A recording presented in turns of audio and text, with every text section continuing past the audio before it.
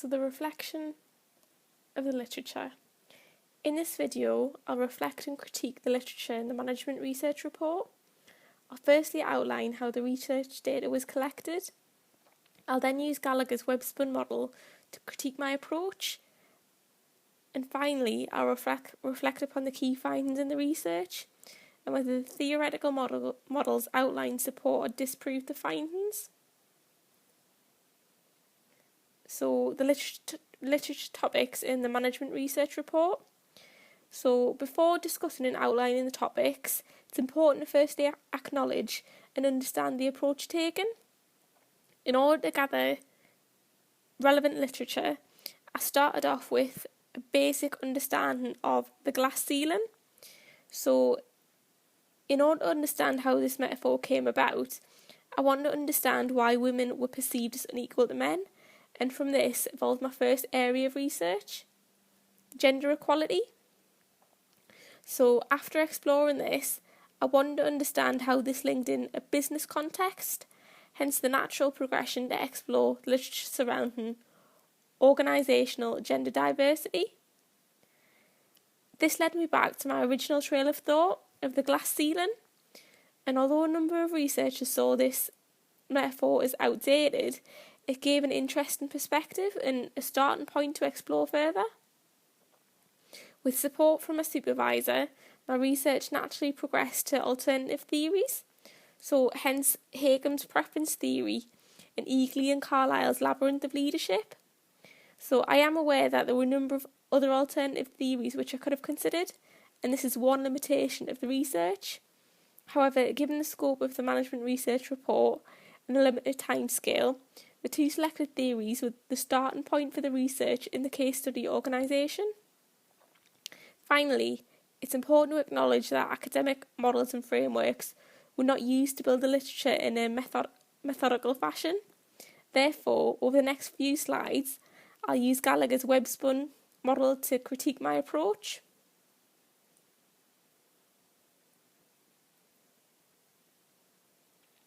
So, web-spun. And that is a diagram from Kevin Gallagher.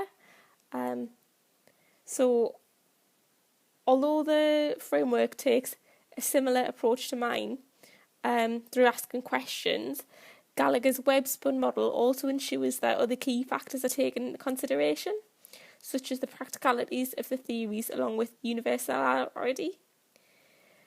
Over the next few slides, I'll use this framework to reflect upon the approach I took, and then finally use it to understand whether the key findings of the research support the key theories in the literature.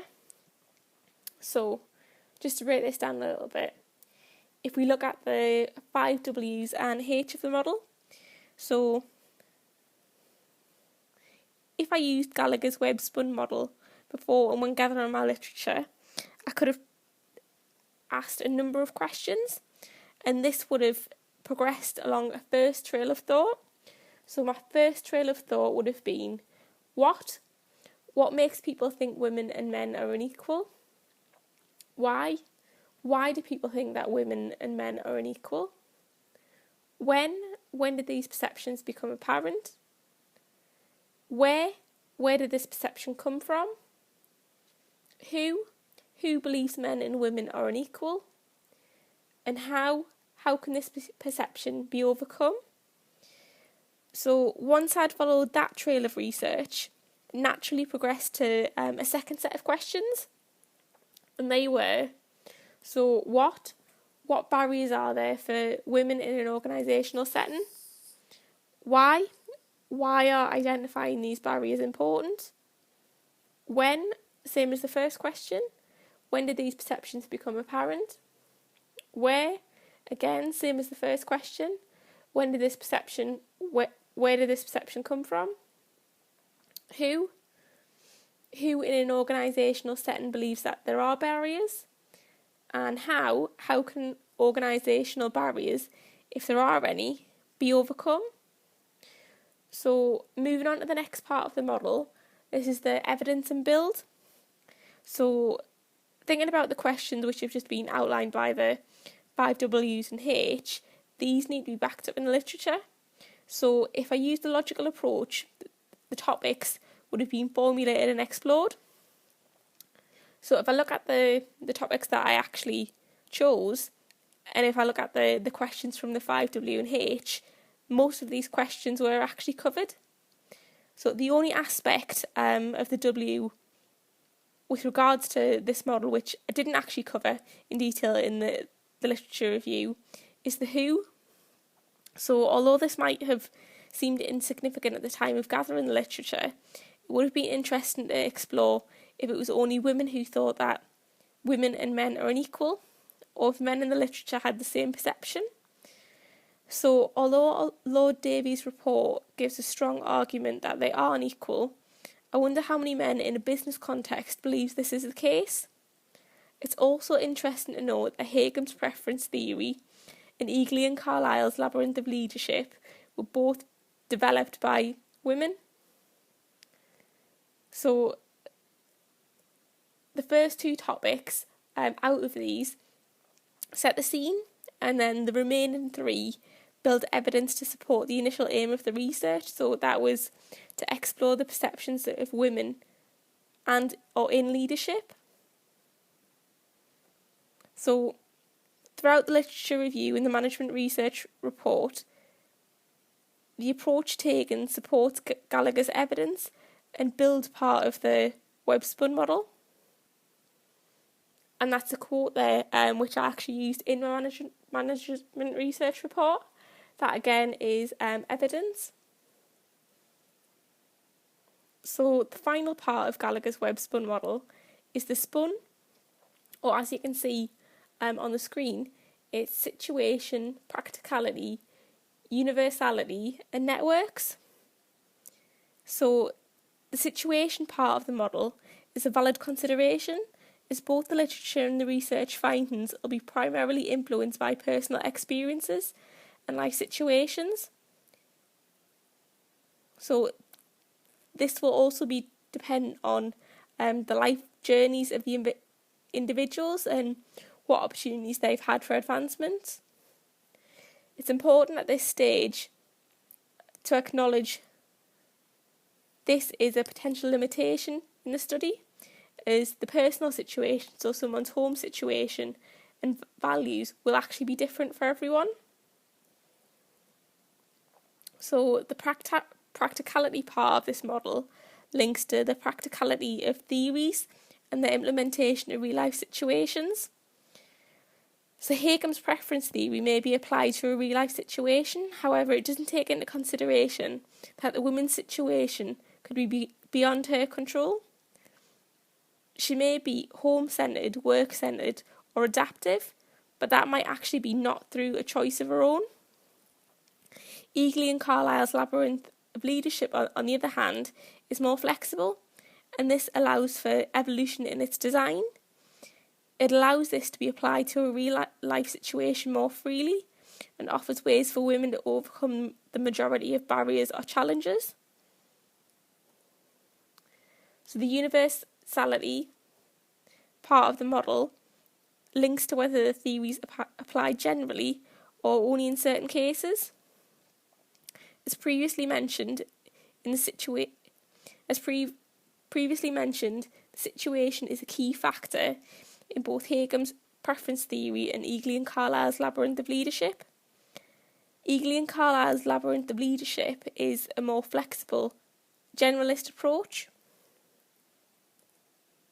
So the network part of this model suggests that we should never rely on one source of theory. So, for example, the glass ceiling. So that theory or metaphor has evolved over time. And that's where you can see the natural flow in the literature from the glass ceiling to Hagem's preference theory or Eagly and Carlyle's labyrinth of leadership. However, it's still important to note that there are a number of alternative theories which have evolved from the glass ceiling which aren't actually explored in the research.